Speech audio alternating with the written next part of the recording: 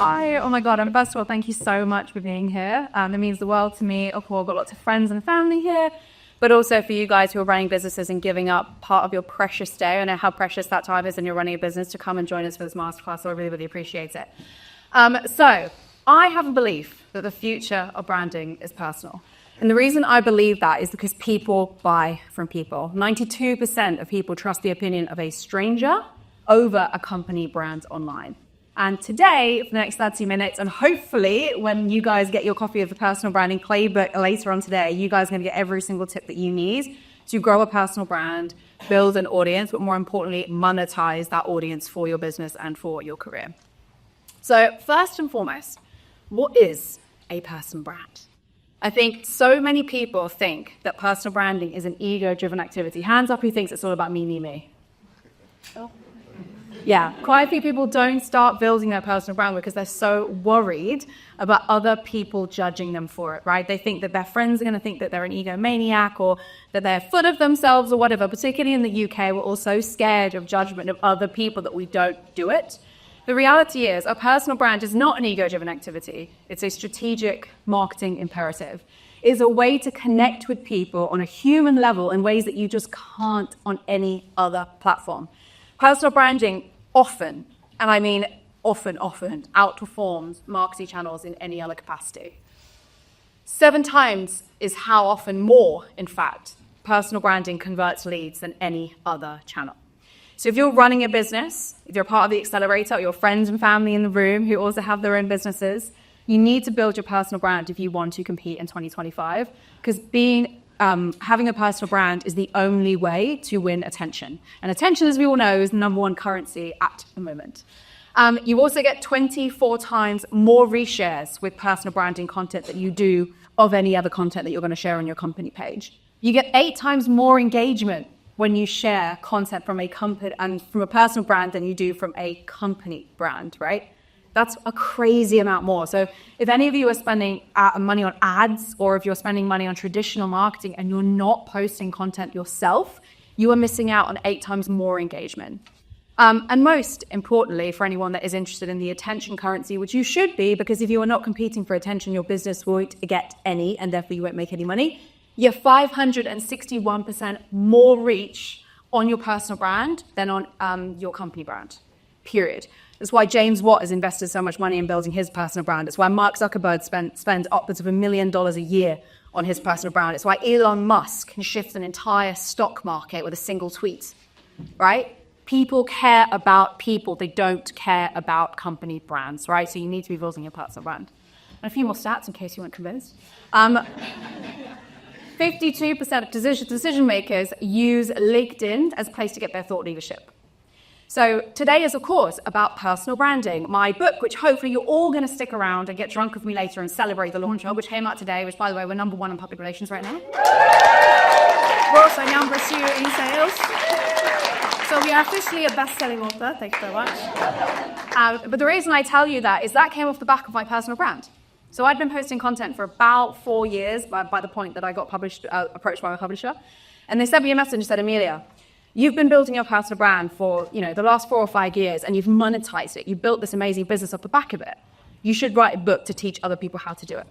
And so I got paid by Wiley Capstone to write a book about personal branding. It's called the Personal Branding Playbook, and you're all going to get a copy today. I need a bigger book. Get you for free, guys. I had to pay for those. But the reason I got the book deal is because I started building my personal brand, right? And that book deal is going to add such a different layer of credibility than me posting on LinkedIn or, anything, right? That is like the pinnacle of attention. And that is what just starting on a platform like LinkedIn or even TikTok or Instagram, I know there's loads of you in the room that are posting on other channels, that's what that can do for your career. 99% of people don't post on LinkedIn. That's a real stat, by the way. I didn't just pull that out. I feel when people go 90%, like it's made up. That is an actual statistic, right? There are nearly 1 billion users on LinkedIn, and 99% of them don't post content. And the reason that is because, again, everyone's scared of being judged, right? You're scared of having people screenshot your content and share it in a group WhatsApp and judge you and make fun of you, etc. But those people aren't your audience. Those people aren't people who you are trying to sell to. Those are people who are trying to potentially, they're worried that you might fail, and so they're trying to talk you out of it. Or maybe they feel that you're trying to do something that they could never. Yeah? So don't think about your friends as your ideal audience. They're definitely not. And if you're worried about the fear of judgment, you will never get anywhere.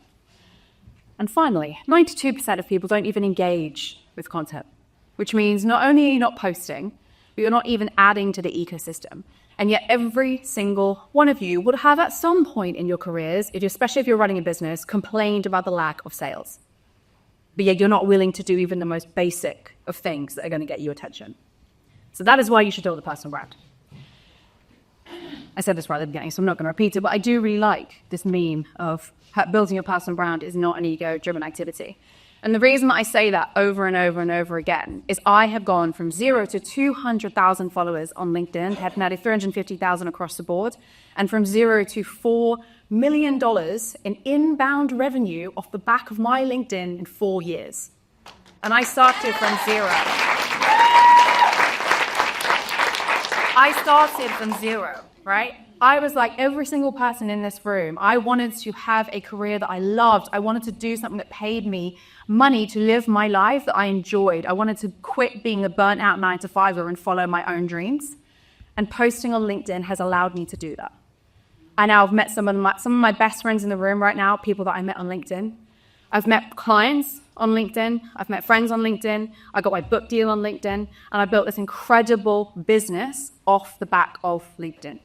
And if that is not enough reason for you guys to just post once, twice a week, a few times, engaging something, then you will not be able to build a business in 2025. So why does building your personal brand actually matter when it comes to building a business? So this is a pretty standard funnel graph, right? This is a kind of a display of where your customers are in the buying process at any given time. So at any given time, about 85% of your customers are not ready to buy. It's why, for anyone that used to work in sales like I do, I started my career in recruitment, boo. I used to get told to make 100 calls a day, right? Hands up anyone else who worked in recruitment. Yeah, 100 calls a day, right? Savage, yeah?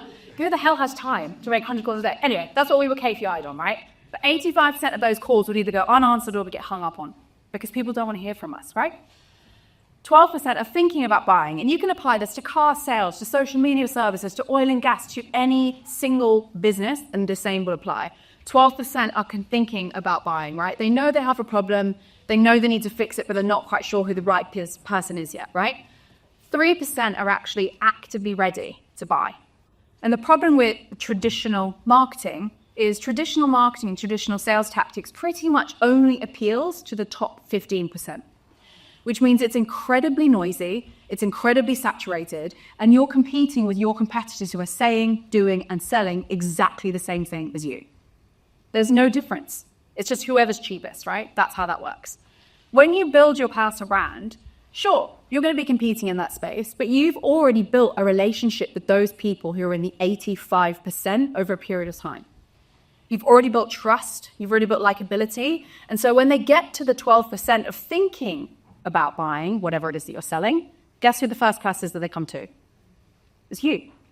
Why would they go to anyone else? You've already given them so much value that they believe that you are the best. You're not an option, you are the option.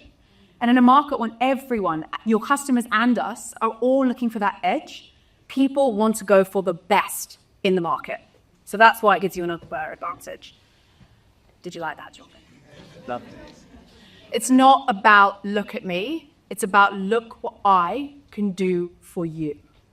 But more importantly, look what I have done for others. And that is the power of personal branding. So, how does one use one's personal brand to win new business? So, first of all, if you've got your phones out, I would very much recommend you take notes. This is also in the personal branding playbook, so if you were so lucky to get a copy tonight, then you will find out a bit more depth of this. So the first step is, what is your goal? My goal with building my personal brand when I first started doing it was to generate leads for my business, right? I needed an influx of revenue because my fucking God, it's hard to win new business, whether it be now or whether it be 4 years ago. Winning new business is the number one thing that any business needs, but it's also the hardest thing for any business to do, right? Is how do you make people buy from you and not from you? That's what we're all trying to compete against, right? So start with your goal. Is it business? Is it you want brand awareness? Are we just trying to educate people in a market? Are you selling something that's so new that people don't even know they need it? What is your goal? Step number 2. Who do I need to attract to make that goal happen? Now, this step, people get wrong most of the time, right? It's why if anyone follows any recruiters, I'm sorry, Felicity, I love you very much. If anyone follows any recruiters on LinkedIn, they will see that they pretty much only post content that appeals to other recruiters because they fundamentally misunderstand who their audience is, right? Your audience are not other recruiters. Your audience is your customer. So stop creating content for your peers because unless you're selling to your peers, you're going to get in front of the wrong people. So who do I need to attract to make that goal happen? So my number one goal, right, at the minute is to generate interest, obviously, in the book and to generate interest in my community, Get Clouders, where we go and help people build, grow, and monetize their personal brands on all platforms, all right? So that's my primary objective right now.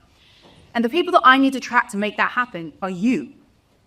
You are founders, consultants, freelancers who just want to quit their job and go and do their side hustle full time, right? That's the reality, right? And I can have the biggest impact on you. And so I focus exclusively on speaking to you. I speak about my founder journey. I speak about the mess ups I've had. I speak about the fact that I once forgot to invoice someone for 3 months and it cost me 50 grand. Yeah, ouch. That did really hurt. But those are things I speak about because every single founder can relate to that on some level, maybe not on 50 grand level, but there will be something that you messed up on that you can relate to when I tell you those stories, right? So who do you need to attract to make your goal happen? Now, before I go on to the next slide, I need to be very clear about who that person is. We talk about audience all the time, marketing gurus and, personal branding strategists, whatever. They go, think about your ideal audience, talk about what they care about. Sell to them, right? But what does that even mean? Because your ideal customer typically won't engage with your content. They'll lurk. Like I said, 99% of people don't post on content on LinkedIn. 92% of people don't even post comments. So how do you know they're even liking your content? How do they know it's even reaching them, right? Those people will not engage with you. So what we do with our community is we split it into 2. And this is why I said, get your phones out because this is cool, right? You split your community into 2, your audience into 2. You have community. These are the people who will advocate for you, love your content, root for you, comment, like, engage, share, refer you work. Will probably never buy from you, right? They're never going to buy from you because they probably can't afford you. They don't think that it's option for them, especially if you're selling something high ticket. They're not ever going to be able to end up in your DMs as a customer, right? But then you have your customer, and they will buy from you, but they'll never engage with your content. They will lurk in the shadows, and they might shoot you a DM every now and again and go, I love that post. But they'll never, ever like your content. But the problem is, in order to attract your customer, you have to have social proof that you know what you're talking about. And without your community, you don't have that social proof.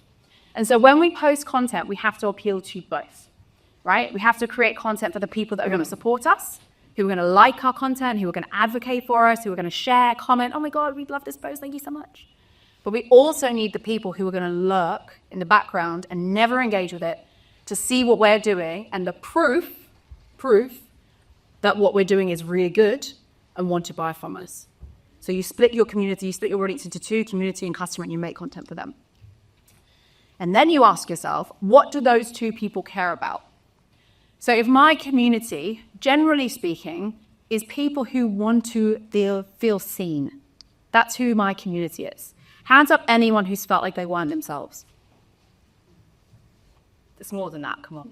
School, remember primary school? We've all at some point felt like we couldn't be 100% ourselves because we were masking it. And all anyone wants in this world is to feel seen, to feel understood, and for other people to understand them. That's what we want at our core. That's my community. See how granular I went with that? I didn't just go founders. It's fundamentally something that people feel. So I make a lot of content to inspire that person. And that's why you all clapped when I said I've gone from 0 to 4 million inbound revenue in 4 years. Because you think, damn, I wish I could have done that. Right? You can do that. And that's the point. That's my community. My customer is self-employed people.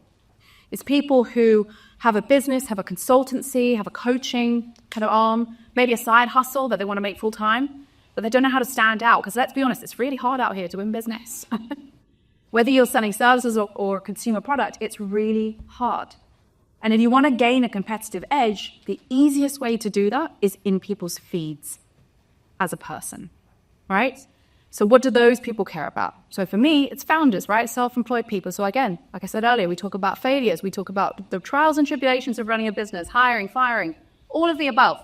Because on some level, you guys are going to relate to that and therefore like me. And therefore, if you are my ideal customer, buy from me at some point. So it's important that you define the two. What do they know? Or what do I know that they don't? So you guys probably know you want to build a faster brand because it's why you're here, right? You wouldn't be here if you didn't want to learn how to do it. But you don't know how to do it. So all the content that I post and all the content that you guys should be posting is the how.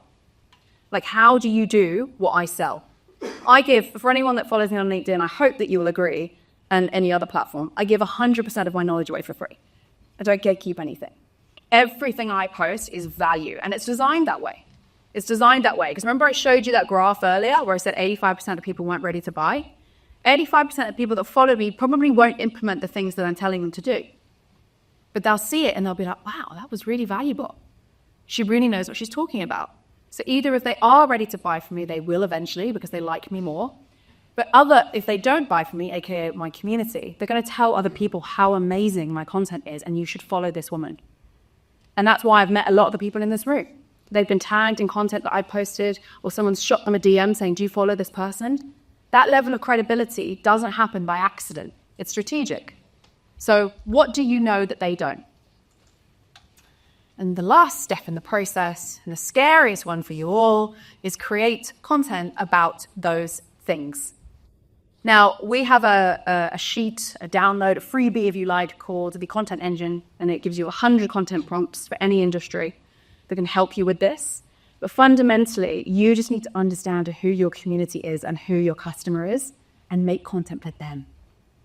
But a little tip that a lot of people won't give you is it's not enough for you to go, right, I'm a personal branding strategist, right? So that's my level of expertise in this room.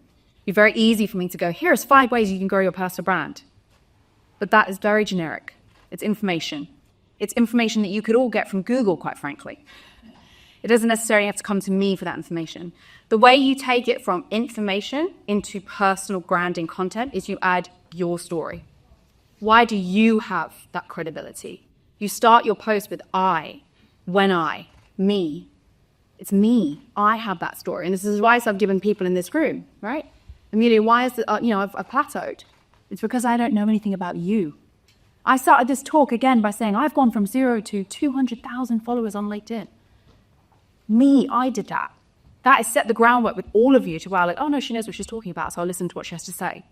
And that is what you have to do with your content. You have to bring the you into it.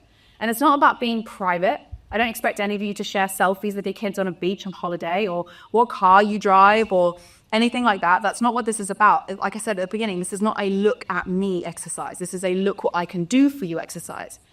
But the I bit is what's going to separate you from anyone else. It's why do you have that knowledge? Why do you have that expertise? And that's very, very important. And then you distribute that on your social media and any team members that you have. So if you have freelancers, if you have people who are working with you as interns, every single person needs to be posting content. I said right at the beginning of the session, 561% more reach is what you all have as individuals versus your company brand online. If you are not proactively posting content, no one will find your business. And this brings me back to what I was saying about the I. You need to say things that only you can say. And this is something I'm going to hammer home in the book, in my content, and on stage right now. I can stand up here and say these things to you because I have done it myself. I can say these things to you because I have a credible backstory. I went through trials and tribulations to get to this stage right now, and so all the content that I share has an element of that. And I could only say those things. You guys can't post the same content as me. You never could. Even if we sat in the same industry, doing the same job, we were running the same agencies, you could never post the same thing as me because my story is different. And that is what building your personal brand is all about. It's about leveraging your personality, to gain a competitive business advantage. So this is your weekly schedule, because we want value here, right? We want to drive leads into our DMs. So Monday, personal post, right? And you can apply this to any social media channel, by the way. This could be TikTok, it could be Instagram, it could be LinkedIn, which is obviously where my favorite channel is. But you can also do this on YouTube. You can also do this on your newsletters, if you're a newsletter girlies, or gal, or guy. I had a feather boa on earlier. Maybe I should bring it back out. Monday, personal story. So this is something that a lot of people can relate to. So I've spoken about my divorce before on LinkedIn. I've spoken about my first business failing. I had this lovely introduction from Emily earlier saying she started her first business at 21. What she didn't say is 18 months later it fails and I had to liquidate all the stock and move back to my parents, right? Been there. But I talk about that stuff because, again, remember, I'm trying to attract self-employed people and founders. So, of course, I share that because you guys will have been through something similar. So Tuesday, how-to guide. This is where you add your value. So whether you're selling consumer products or you're selling a service, you tell people how to do the thing that you're selling. You give them the what, you give them the why, you give them a little bit of the how. Not all of the how, but enough for them to think, wow, this person really knows what they're talking about. On a Wednesday, comment on something that's happening. Right? What's happening in the world that you can comment on with your level of expertise? Hands up anyone who saw the H.M. Wandsworth situation with the OnlyFans prison dart. Yeah. So that happened. And I commented on that. Right? Crazy for a PR strategist, a personal branding strategist to comment on that incident. And if you haven't seen it, don't Google it because your eyes will never recover. But I shared a post on TikTok about this and it went viral. From a personal branding perspective. I said, from a personal branding perspective, here is what I think is happening here. And that is a level of credibility that you can't get from posting evergreen content. I'm posting in real time with my expertise about a specific topic and informing people about that thing, right? You can't buy that through evergreen content. And then on Thursday, this is your hook. So anyone that knows who Gary Vee is, I know you do. I also know that you do. Last time I was actually in this room was with Gary Vee, so that was very exciting. Fun fact, I sent a message to him in 2020 saying, Gary, your content really inspires me. And then I met him this year, so thank you, James, for making that happen. And we did tell him that, and he didn't look very impressed. Anyway. Thursday, results post. So this is where you jab, right hook, right? Jab, right hook. This is where you hook people in to want to buy from you. And this, for anyone that's familiar with sales, is called a funnel. We have pushed as many people into the top of the funnel as humanly possible because we've shared a human story, right? We have resonated people on a human level. We have then shown them with our how-to guide and our expertise that we know what we're talking about. We are the best at this. And then we hit them with here's the results I get, buy from me now, right? And if you follow that, people don't adversely react to when you ask them to convert if you've given them so much value that they should have paid for it. And that's the problem that the most marketing has, right? It sits in that 3%. Remember I talked the buying 3%? Most marketing sits in the 3%. Buy from me, buy from me, buy from me, buy from me, buy from me. And there's no awareness, there's no consideration, there's no education, there's no why should I buy from you, why should I trust you? It all just sits at the top. When you create a weekly funnel like this, you are constantly giving people value, you're constantly giving people reasons to like you, and constantly giving people a reason to buy from you when they're ready on a weekly churn. And then the reason I always share, or I try to share anyway, on a Friday, a more personal but what I call an inspiring post is oftentimes I'm trying to get people to join my community or buy my book, right? And so they need to see the transformation that I've had in order to believe that that is something that they want to buy, right? So I might say in 2019 I was this, and today I'm here. Build your personal brand, right? That's very inspiring. You guys might have a similar story. Maybe you started a business because you saw a problem or you had a problem. That is your opportunity to share that story. And what this does then is it creates advocacy. And this is something that so many businesses can't create. They can't create that self-referral scheme of people who love your brand so much that they send your brand to other people to buy. They need to want to buy from you. And this advocacy piece at the end, remember we spoke about awareness, education, conversion, advocacy, is a really, really important part of the funnel. And feel free to take pictures of this. It's also in the book, so you can get at that. So a few fatal flaws before we wrap up, right? Overthinking it. So many of you will have hovered over the post-it button before and not actually hit post. because you're worried. Is it too much? Did I say enough? Did I say too little? Just post it, right? It's going to be seen in the feed for 7 seconds if you're lucky. And you're going to spend 2 hours wondering whether you should have said fabulous or amazing. Get over it. No consistency. People start this, they do it for 4 weeks. Oh, wow, I got a bit of engagement. Life got in the way. I've been doing this for 6 years, guys. But I'm also a published author. So, if you want the results, you've got to put it in the yards. It's like starting in January going, I'm going to get the sexiest body of my life, going to the gym for 3 weeks and going, didn't work. You've all been there. I've definitely been there. So no consistency. Consistency is so important. Being vanilla.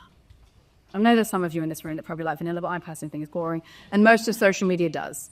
Unless you are willing to say something interesting, which you all have interesting things to say, but you dull yourself down because you want to fit in. You're in a workshop about standing out. That's the whole point. Every single one of you is exactly the same as a person sitting next to you, except for the fact that you have a different personality. That's it. That's the only thing that separates us. There are people who are better at personal branding than me. There are people who are better strategists. There are people who are better marketers. But I have the balls to go live on LinkedIn and post every single day and do stage talks like this all the time. And that is why I have a decent following, I would think, and have generated millions of dollars in revenue. Because I'm not necessarily the number one best, but I'm the best known.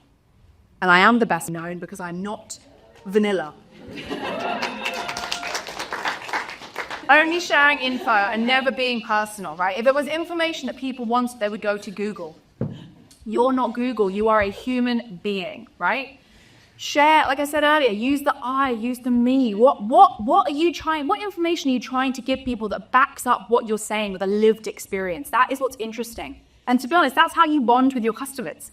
When you're in a meeting with someone and you don't go like, here's the 5 things that we can help you with. You go, oh, do you have kids? Oh, I've got kids too. Do you support a football team? Yeah, me too. Who do you support? That is the level of interaction that you have in a meeting. So why wouldn't you do that online, right? Only sharing, and we've already done that. Corporate jargon. Don't do that. Don't need corporate jargon. Don't say things like, I'm really interested to hear what my network thinks about said topic. Yeah. Only asking, never giving. We've already spoken about the jab, jab, jab, right hook. This funnel, this give before you ask for anything in return. If you're only selling to people, no one will buy from you. No one wants to be sold to. No one. But we all want to spend our money. Yeah? So don't just sell. Don't use stock images. Don't use passive language. So if you're going to share a post, make it about you, me, I. Don't say we.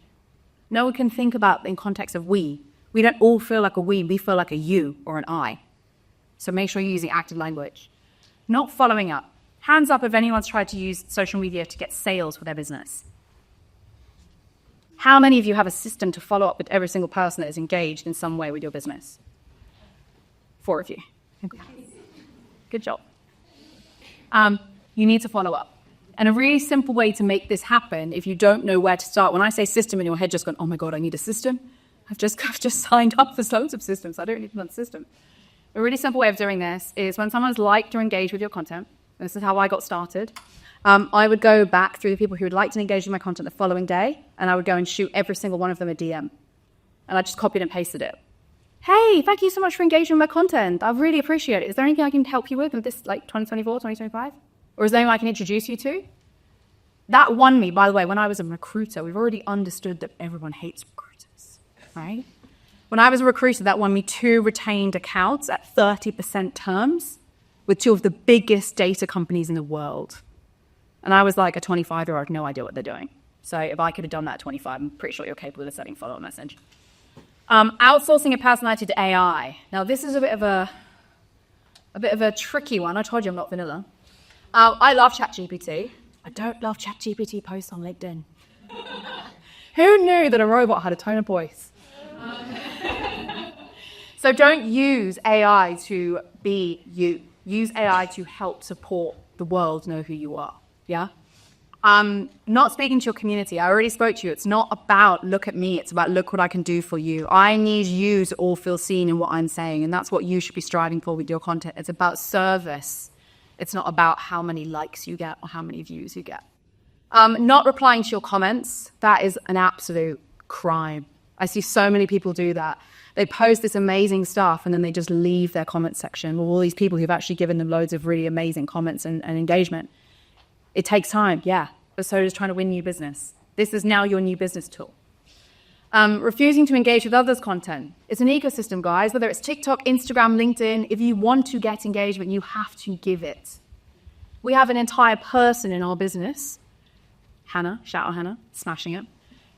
She's like dying inside there, I just said that.